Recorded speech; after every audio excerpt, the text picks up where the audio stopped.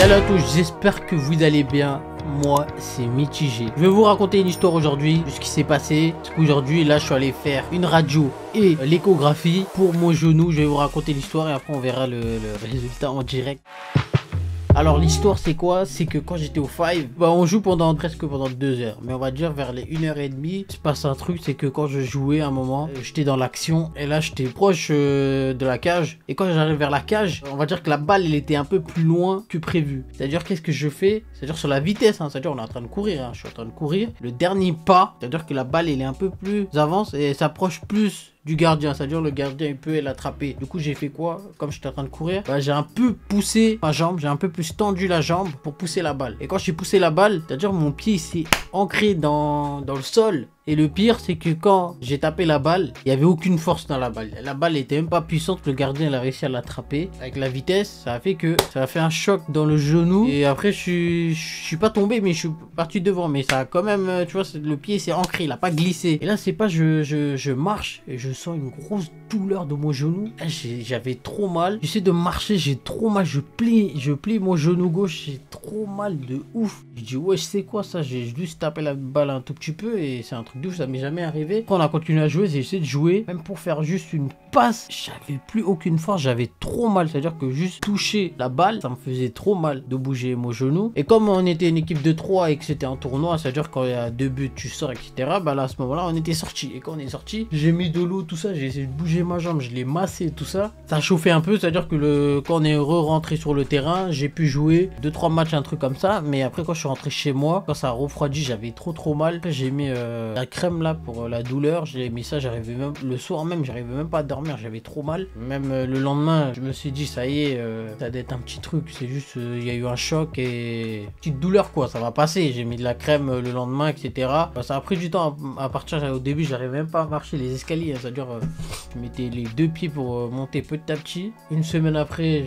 ça va, la douleur elle a diminué, je pouvais marcher tout ça, mais je sens que ça gêne. Quand je mets trop de pression dans le genou, par exemple quand on va monter l'escalier, je sens que ça fait un peu mal. C'est-à-dire 2 semaines après, je suis allé voir le médecin et voilà, il m'a passé la même crème que j'avais, plus Doliprane et genouillère là. Et en même temps, il m'a passé pour faire la radio et l'échographie. Et là, j'ai fait l'échographie et la radio. On va voir ça ensemble, le résultat. Les gars, quand il y a l'adresse, tout ça, tout est flouté. Radiographie des 2 genoux. Ouais, carrément, ils m'ont fait les 2 genoux, hein, pour vous dire. Hein. Comme ça, c'est réglé. Alors que c'était juste le genou gauche. Hein. Mais comme ça, c'est fait. Indication bilan post-traumatique. Pas de solution de continuité osseuse évidente. Pas de remaniement dégénératif significatif. Wesh. Minéralisation osseuse satisfaisante. Wesh, c'est quoi? C'est un graille ou quoi? C'est un dîner presque parfait ou quoi? Densification de la graisse suprapatellaire. Ok, pas capté, mais on va voir ça sur Google que ça va dire. Alors, c'est quoi ça? Échographie du genou gauche. Examen réalisé sur un appareil général. Bilan post-traumatique. Les tendons quadricipital et rotulien présentent un trajet, une épaisseur normaux. Déjà, les tendons, je crois que ça, on va continuer. Leur écostructure est homogène, finement fibrillaire. Si je cours, fibrillaire quoi. Homogène. On n'objective pas d'anomalie de leur insertion rotulienne et tubérocitaire tibiale antérieure. Est-ce qu'on regarde maintenant là ce que ça veut dire? Parce que là frérot, je comprends pas ce que ça dit là. Qu'est-ce que ça dit là? Les amis, qu'est-ce que ça dit là? Tubérosité tibiale antérieure est une proéminence osseuse située en avant du tibia. En avant du tibia et à sa partie supérieure sur laquelle s'insère le tendon rotulien permettant l'extension du genou lorsque l'appareil extenseur se met en tension. Ouais, vous voyez pas. Je pense que ça va être là.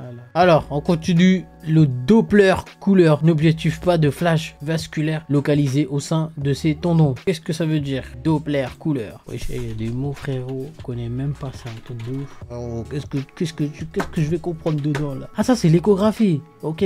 Ah, ça c'est le mec quand il m'a fait l'échographie. Il n'objective pas de flash quoi. Après ils connaissent mieux que nous. Moi j'arrive pas à savoir, peut-être c'est un truc comme ça les trucs. Oh.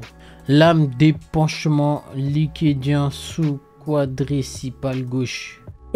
L'accumulation excessive de liquide dans la cavité articulaire et le cul-de-sac quadricipal récipital est appelé épanchement. C'est résulte d'une irritation et d'une lésion de la membrane synoviale par une pathologie articulaire ou symétrique. C'est quoi une lame d'épanchement? L'épanchement articulaire est causé par une accumulation de liquide dans l'articulation. Peut être du liquide synovial ou du sang et provoque généralement une inflation de l'articulation. Est-ce que vous pensez que j'ai une inflation là? Comment soigner? La prise en charge dépend de sa cause. Des anti-inflammatoires antalgiques peuvent ainsi être proposés de façon ponctuelle pour soulager les douleurs. Ouais, je vais aller voir le médecin là pour montrer ça là. Je comprends pas.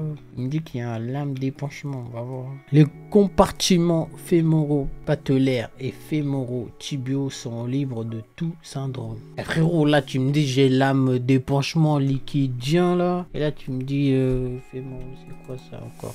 C'est ça, patellaire. Ils disent quoi? Ils disent que ils sont libres de tout syndrome.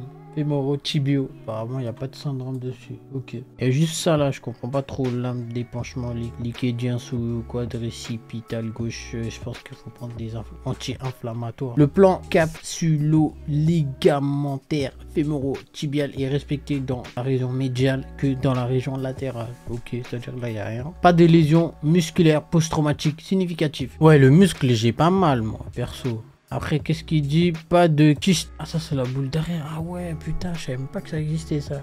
Je regardais ça. Vous voyez ou pas? Kyste poplité. C'est derrière le genou. Ouais, j'ai pas ça. Tant mieux. Ok, conclusion, les gars. Voilà, comme par hasard. Lame d'épanchement liquidien sous quadricipital gauche sans lésion post-traumatique significative évidente des parties molles du genou gauche. Sans lésion post-traumatique. En fait, ça veut dire quoi post-traumatique? En vrai, je sais ce que ça veut dire. Les douleurs ressenties aux genoux ne cessent de se manifester. Et eux, ils disent quoi? Sans lésion post. En gros, la douleur ne revient pas, c'est ça? Oh là. T'as vu, il n'y a rien. Salut, c'est Nino. Il y a R. L'os, il y a R, les gars. Il y a juste un truc où il y a de la couleur, frérot, c'est celui-là. Celui-là qu'il y a de la couleur. Mais voilà, je crois rien de grave. J'allais voir le médecin, je vais mettre le résultat à la fin et on verra ce qu'il va dire le médecin et ce qu'il va me donner comme traitement. J'arrive à courir, j'ai pas mal, c'est juste quand je mets trop de pression. Je crois qu'ils ont raison, un truc de liquide ou je sais pas quoi.